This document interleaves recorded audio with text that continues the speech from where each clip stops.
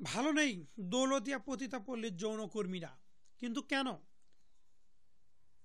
পদ্মার নির্মল হাওয়া দ্বারে এসে আছড়ে পড়েছে, তাতে আবার বসন্তের গন্ধ। এ পাড়ায় কারো কারো জোর হয় বেশ আগেই। আগের দিন দৌল উৎসব ছিল। পাড়ার অনেকেই মেতেছিল রং মেলান্তি খেলায়। স্নান ছেড়ে রাঙ্গা প্রভাতেই পাড়ার গলিপথ দখলে নিয়েছে ওরা। ভোরের আভা নিভে সূর্যের কিরণ তির্যক রূপ নিতেই খুপড়ি ঘরগুলোর দ্বার উদাম হচ্ছে। ততক্ষণে পাড়ার গলিগুলোতে যেন পরীর মেলা বসেছে।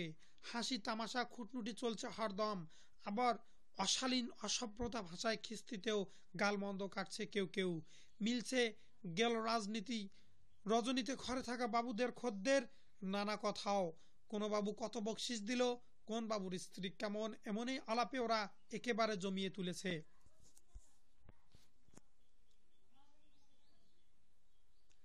পাড়ার মধ্যখানে একমাত্র খাবার হোটেল। খুপড়ি ঘরগুলোর সঙ্গে মেলানো যায় হোটেলটির কাঠামো। ভাত মিলছে সকালবেলায়, হরেক রকম ভর্তা ধরে ধরে সাজানো। তবে ডাল পুরোটা জুটছে চাহিদা মতো। হোটেলের চারদিক পুরোই উদাম। ছাপি তুলে একবারে খোলামেলা করা হয়েছে। পাড়ার কেন্দ্র মূলত এটি।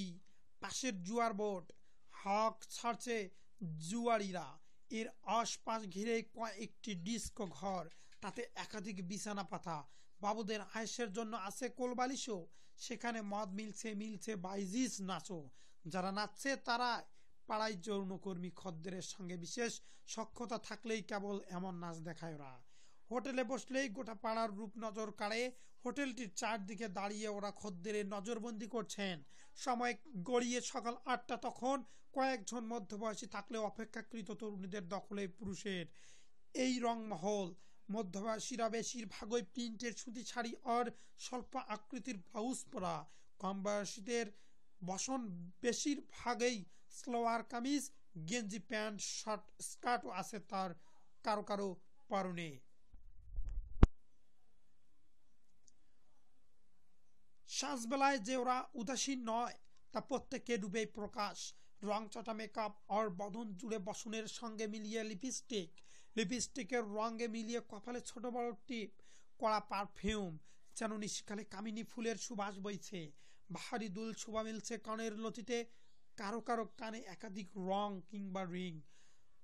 মন মাধুরী মিলিয়ে চুল বেশি বেনি করতে যে বেশ সময় নিয়েছে ওরা, তা গাঁথুনি দেখেই ঠান্ডা করা হচ্ছিল। বয়সীরা বেশিরভাগই খোপা বাঁধা নুপুরের নিক্কণ ধ্বনি বাজছিল কারো কারো হাটের তালে। অঙ্গ সাজের কোনোই ঘাটতি নেই ওদের। যুগের সঙ্গে তাল মিলিয়ে আয়োজনের কমতি নেই দৌলতিয়ার যৌনপল্লীতে। তবে এত আয়োজনের মধ্যেও ভালো নেই তারা। কিন্তু কেন তারা ভালো নেই? আগের মতো আর খদ্দের মিলছে না এশিয়ার অন্যতম বৃহৎ যৌনপল্লীতে। সময় গড়াচ্ছে আর দেহ ব্যবসায় ভাটা পড়ছে এখনকার কর্মীদের। চায়ের দোকানে বসে পল্লীর নানা বিষয়ে আলাপ হয় রীতা নামের এক কর্মীর সঙ্গে। 40-এর ঘরে পা রেখেছেন রীতা। মেয়ে পিঙ্কিকে 19 বছর বাসে তুলে দিয়ে এসে চা সিগারেট খেতেই বসা এখানে।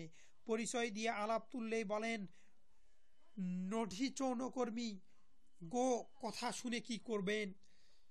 সাংবাদিক গোলাগে গল্প করলে তো পেটে ভাত যাব না। দেখলেন না মেয়ের ঢাকায় পাঠাইলাম। ঢাকার হোটেলে কাজ করলেই ভালো বকশিস পায়। ঢাকার বাবুরা আর এখানেতে আইতে চায় না। দিনে দিনে খদ্দের খালি কমতাছে। আলাপের মধ্যখানে যোগ দেন নিশা নামের আরেক যৌনকর্মী। 9 বছর আগে চাপাই নবাবগঞ্জ থেকে পাচার হয়ে আসা। নিশার ঠিকানা মিলছে দৌলতিয়া ঘাটের এ পল্লীতে। এখানেই 3 সর্দারনির হাত ঘুরে বিক্রি হয়েছেন 3 বার। এখন নিজেই ঘর ভাড়া নিয়ে কাজ করেন। বলেন, আমরা আর আগের মতো ভালো নেই। মানুষ ভালো থাকলেই তো আমরা ভালো থাকি। দেশের অবস্থা তো আমরাও কিছুটা বুঝতে পারি। বাজারে গেলেই মানুষ পকেট খালি হয়ে যায়। এখানে ফুর্তি করতে আইতে তো টেকা লাগে। দিনভর অপেক্ষা করেও দুজন বাবু মিলাতে পারি না। যারা আহেন তারা আর আগের মতো বকশিস দেয় না। গতর খেটেই দিন পা।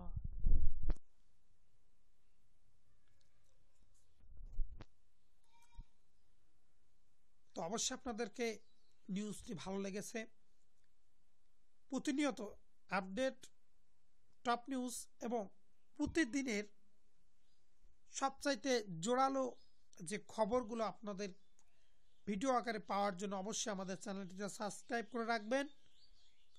সবাই ভালো থাকবেন, সুস্থ থাকবেন, সুন্দর থাকবেন।